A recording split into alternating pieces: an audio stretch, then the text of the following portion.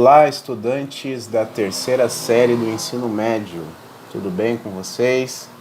Estamos aqui começando mais uma aula de Sociologia, tá? Sou o professor Felipe e dessa vez nós vamos falar aqui de um assunto diferente. Nós vamos falar aqui de um assunto, vamos falar de cidadania, tá?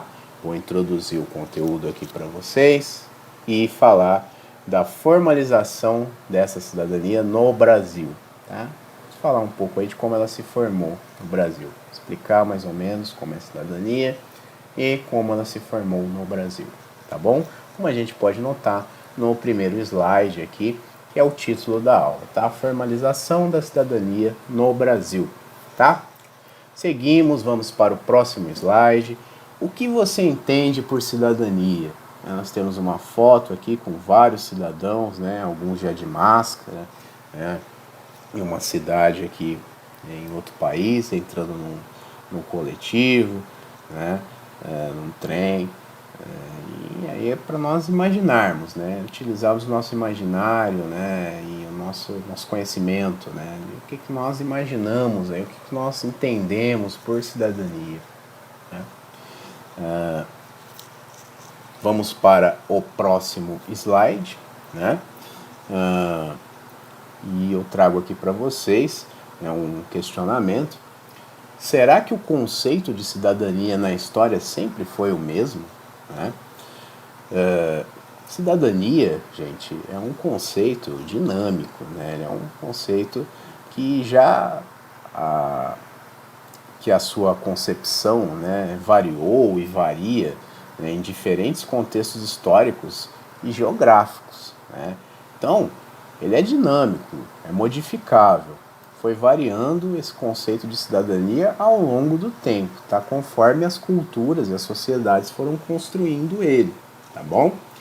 A história da humanidade mostra que, independentemente da forma de organização das sociedades, indivíduos participam da vida social de diferentes maneiras e gozam de direitos e deveres em relação à sociedade. Então, cada sociedade se estrutura de uma forma, mas os indivíduos têm direitos, têm deveres, tá? Têm obrigações, têm que cumprir todas as coisas certinhas, tá? Para a sociedade funcionar, tá bom?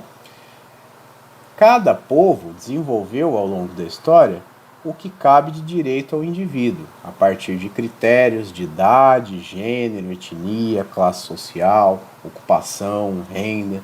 Então é como eu disse, né, o conceito de cidadania foi se modificando ao longo do tempo, sendo construído e modificado conforme as regras, as normas de cada sociedade, a cultura de cada sociedade, né? Com critérios de idade, gênero, etnia, classe social, renda, enfim. Foi se adaptando de várias formas, né? A gente vai ver exemplos disso. Vamos para o próximo slide. Na Grécia Antiga, por exemplo, quem era considerado cidadão? Qual que era o conceito de cidadania? Quem era considerado cidadão? Homens com mais de 18 anos, que participavam do governo e tinham muitos direitos, né? Eles podiam ter propriedades e pagar os impostos, né? E eles não trabalhavam. As mulheres, livres ou não tinham direitos, não podiam participar da política, não sempre deviam obediência a um homem, que era o pai, o marido, né? As ricas ficavam em casa, as pobres trabalhavam. Ou seja, então, olha só, quem era cidadão? Vamos focar aqui. Homens com mais de 18 anos, né, que tinham participação no governo, tinham direitos, podiam ter propriedades, tá? Então, essas pessoas, olha só os critérios, tinha que ser homem com mais de 18 anos para ser cidadão. Mulher não podia ser, estrangeiro, escravo também não, tá? Então, olha só como que era o conceito de cidadão na Grécia Antiga, tá? Então, olha só, os escravos, por exemplo, eles nem eram livres, né? Eram propriedades de algum cidadão, tá? Então, nem cidadãos eles eram, nem livres, não tinham nem liberdade, né? Eram propriedades do cidadão. Então, os conceitos foram modificando. Hoje em dia, né, todos somos cidadãos. Eu, você, né? Então, antigamente, na Grécia, não, na Grécia Antiga, cidadão só homem com mais de 18 anos, por exemplo. É mulher, estrangeiro, escravo, não. Então, vê que esse conceito vai se modificando, né, ao longo do tempo, né? No próximo slide aqui, ó, né, vamos entender melhor esses conceitos, né? O conceito de cidadania, ele não se encontra acabado, né?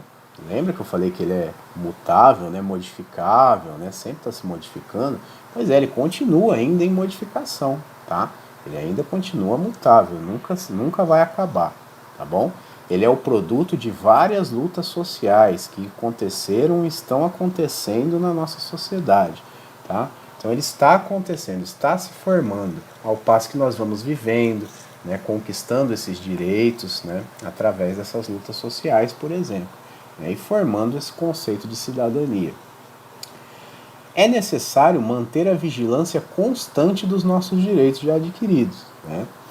Exatamente, quando nós adquirimos esses direitos, né, através dessas lutas sociais, principalmente, nós devemos manter essa vigilância constante, né, porque esses direitos eles podem ser tirados, né, novamente, né? Então, nós devemos sempre mantermos vigilantes, né, para que essa manutenção desses direitos ocorra, né, para que a gente possa sempre mantê-los, né, os direitos já conquistados. O conceito de construção da cidadania é fundamental em uma sociedade democrática. E na concepção de cidadania, né, dentro da perspectiva contemporânea, os cidadãos eles são todos membros de um Estado, tá? Natos ou naturalizados. Nasceu ou se veio e naturalizou aqui, né? Veio de outro país e naturalizou aqui. Com iguais deveres e direitos políticos, civis, sociais, incluindo-se nestes os direitos humanos, econômicos e culturais. Ou seja, todo mundo que vive dentro do território brasileiro, por exemplo, tem direitos, deveres, tá? Tem direitos humanos garantidos, econômicos, culturais, tem deveres também, civis a cumprir, tá? Econômicos, né? Os impostos que a gente paga, enfim, tem tudo isso, né? Não é simplesmente fazer o que quer na sociedade, né? Você tem todo uma lista, né, de deveres, obrigações que você tem a cumprir e direitos que você tem a receber. Né? Da mesma forma que você dá, você recebe também, né, do Estado, né, do governo, né, e da sociedade, né, porque nós vivemos em conjunto, tá bom? Vamos para o próximo slide, tá? Nós continuamos aqui, né, na questão dos direitos, né, e vamos entender aqui a diferença entre esses direitos, tá? Vamos falar de direitos civis primeiro, tá? O que é direito civil? É o direito à liberdade individual e à vida, né? Direito à liberdade de expressão, por exemplo, direito de ir e vir, direito à liberdade religiosa, privacidade, direito à propriedade, etc. Então esses são os direitos civis, tá? Que você tem, eu tenho, você tem, todo mundo tem, tá? Direitos políticos, o que é? É o direito ao voto, quando você vai lá de 2 em 2 anos, né? Todo mundo fala de 4 em 4, mas é de 2 porque tem as municipais e as federais, né? Você vai lá de 2 em 2 anos e vota, né? Seu direito. Os direitos à livre organização política, você pode ir lá montar uma organização, uma associação política, um partido, a manifestação, pode manifestar, pode liberdade de expressão política. Eu posso falar que eu participo de um partido, ou que eu não gosto de um partido, ou que eu gosto, enfim, eu tenho essa liberdade para expressar o que eu quiser, um candidato, ou enfim, qualquer coisa, tá? Você tem, eu tenho, todos temos esse direito. Direitos sociais é o direito à educação, ao trabalho, à remuneração digna e à saúde, tá? Então todos nós também temos esses direitos a ter educação, ao trabalho, tá? A remuneração, pagamento, dinheiro, né? Direitos humanos, o que são? São os direitos básicos assegurados a qualquer ser humano, não importando classe social, a raça, o gênero ou qualquer variante possível a qualquer ser humano, né? E todas lá que estão na Declaração Universal dos Direitos Humanos, principalmente, né? Você tem uma Declaração Universal, foi feita lá em 1948, né, para garantir esses direitos humanos, principalmente, né, para que nenhum humano seja desrespeitado. Isso aqui, pessoal, lembrando, né, nós estamos falando da ideia, né, do que é para ser, né. Na prática já é outra coisa, né. Nem todos esses direitos eles são assegurados, né, porque nós sabemos que a sociedade enfrenta muitas dificuldades, né, e dificuldades essas que estão presentes no nosso dia a dia, né, que vem muitas vezes da própria sociedade, dos governos, né, dos conflitos com outros países, né, da política internacional. Então esses direitos, eles nem sempre são cumpridos, né? Em algumas localidades, na maioria das vezes, não são. Mas aí é outra história que a gente vai discutir mais pra frente também, tá? Mas os direitos ideais, né, para serem, né, os ideais, né, são esses aqui, né, que nós temos que ter, tá? Até por isso que existem as lutas sociais para nós conquistarmos, né, e exigirmos o vigor, né, cada vez mais desses direitos, né. Vamos para o próximo slide. Vamos definir o que é Estado, né? A gente fala bastante aqui de Estado, né, que o Estado tem que assegurar os nossos direitos, o governo tem que assegurar os nossos direitos, mas vamos lá. O governo deve garantir os direitos dos cidadãos, tá, no território. Se o governo gere, né, administra o nosso país, ele tem que garantir os nossos direitos, tá? Nós chamamos o governo de Estado, tá? Não é o Estado de São Paulo, o Estado da Bahia, o território, o Estado do Rio Grande do Sul, não. É Estado de governo, tá? Administração, chama de Estado com E maiúsculo, tá bom? Então, a Constituição é um documento elaborado para reger o país, aonde se encontram os direitos e deveres do cidadão.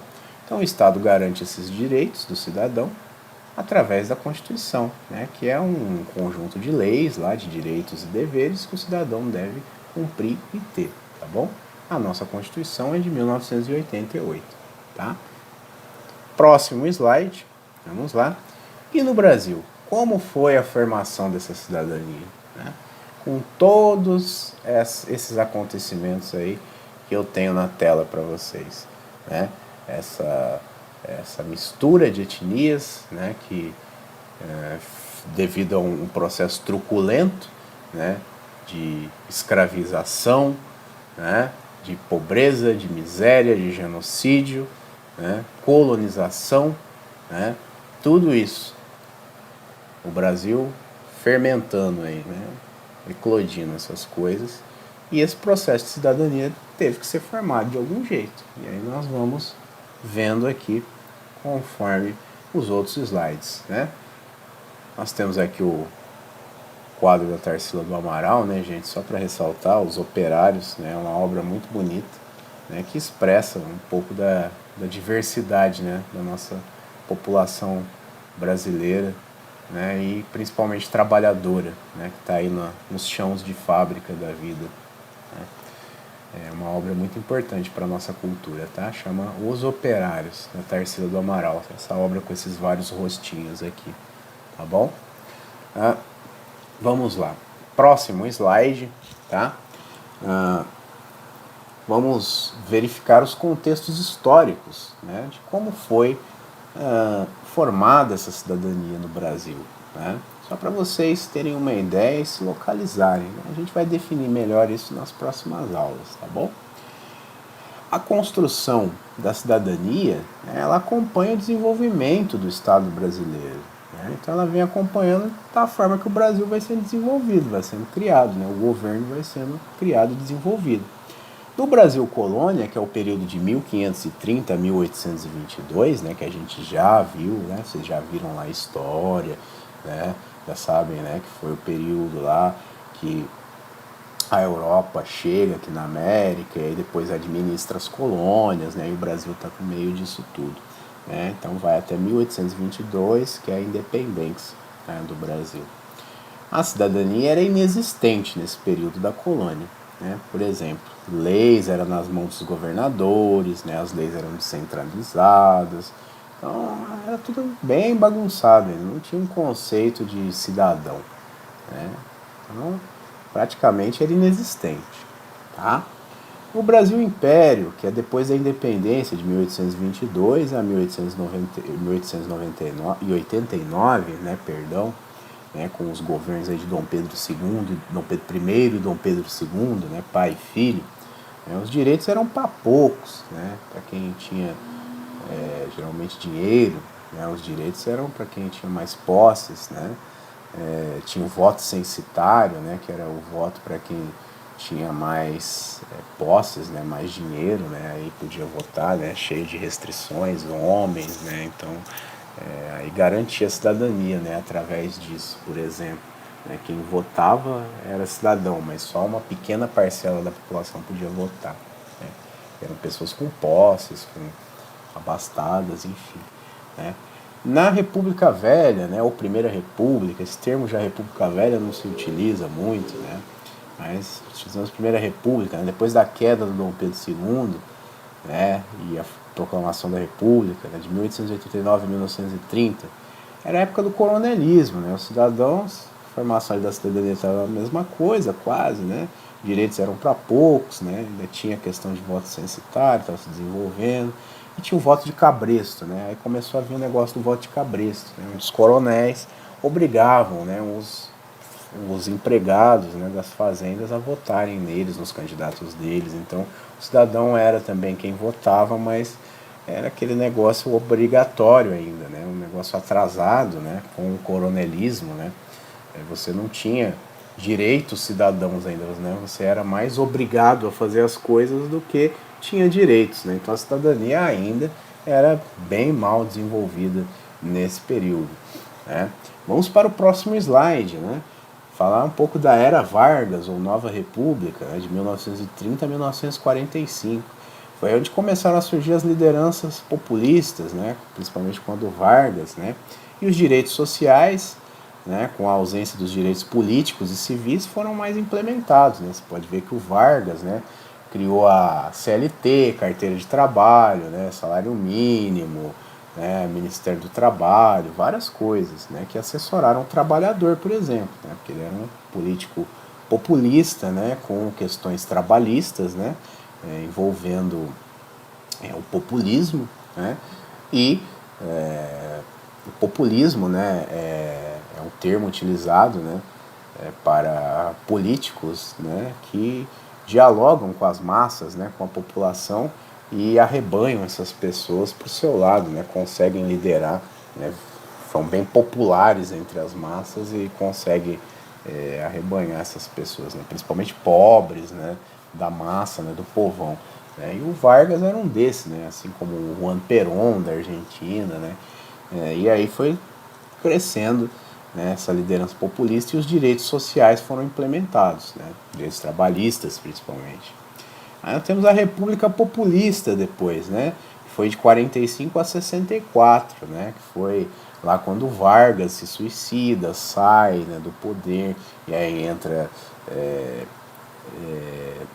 perdão, né, o Vargas não se suicida, né, o Vargas é deposto, né, aí depois, em 53, né, 54, lá ele se suicida, né, mas aí, né, 10 anos depois você vai ter o golpe militar, e entre esse período, né, que o Vargas sai e volta, né, tem alguns presidentes, Juscelino Kubitschek, Jânio Quadros, Jango, né, e aí você tem a expansão da concepção de cidadania, né, o retorno dos direitos políticos, expansão dos direitos sociais. Né, então, antes de vir a ditadura militar, né, e depois da ditadura do Vargas, né, tem esse espacinho aí, né, que os direitos políticos são mais estruturados, né, os direitos sociais também, né, e aí você tem uma noção ainda melhor de cidadania, mais formada, né, as coisas avançam um pouco.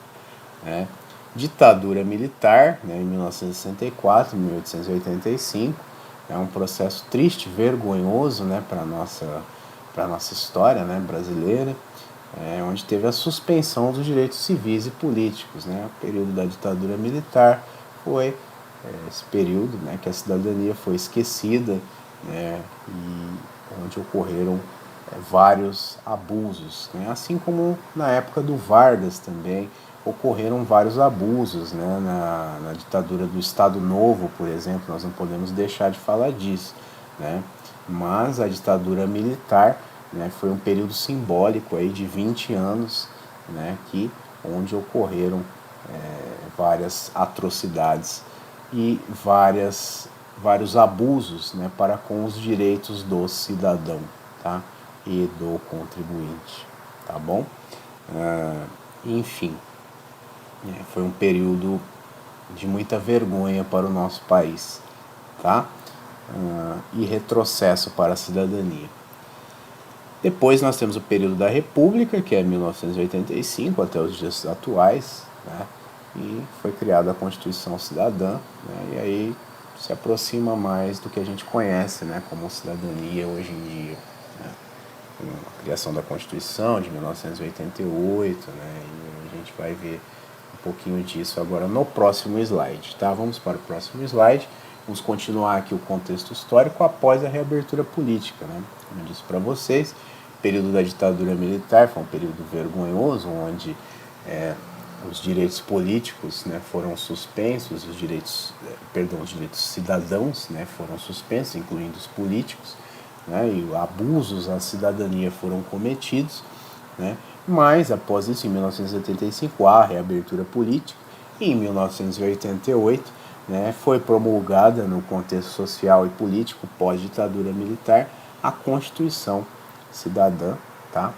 A Constituição Federal Brasileira, e ela tem aí até hoje, né, com várias versões, porque tem as emendas, as coisas que vão colocando, e você pode ler ela online, tá?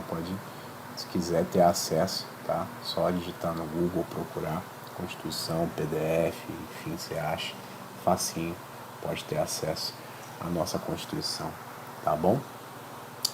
O contexto de redemocratização foi marcado também por lutas populares, né, as manifestações, né, por eleições, né, pela redemocratização, pela abertura política, né, o final da ditadura militar, né, e a Constituição Cidadã, como a gente está falando aqui, tá bom? Só para deixar claro aqui para vocês no slide. Vamos aqui no próximo slide entrar em contato com a Constituição, mostrar para vocês, né, o título 1 dos princípios fundamentais. Vamos ler o artigo 1º. A República Federativa do Brasil, formada pela união indissolúvel dos estados e municípios e do Distrito Federal, constitui-se em Estado democrático de direito e tem como fundamentos: 1. A soberania. 2. A cidadania. 3. A dignidade da pessoa humana. 4. Os valores sociais do trabalho e da livre iniciativa. 5. O pluralismo político. Parágrafo único. Todo poder emana do povo, que o exerce por meio de representantes eleitos ou diretamente nos termos desta Constituição. Então vejam aqui, é o conjunto de leis, né, que determina o que se fazer, o que se não fazer, né, os direitos, os deveres, explicando como que se funciona o país, como se funciona a gestão de tudo, né? É o documento, carta magna, né, como se diz, do país, é o que determina todas as regras, né, do nosso território. É a nossa Constituição, nossa diretriz, nosso norte. Tá? No próximo slide, vamos ver aqui, né, a nossa atividade, né? Falamos aqui de cidadania, né, de formalização dessa cidadania no Brasil, e vamos aqui fazer uma reflexão nessa atividade, né? Vou ler aqui para vocês, vou ler com vocês. Segundo a ONU, o Brasil está entre os 10 países mais desiguais do mundo.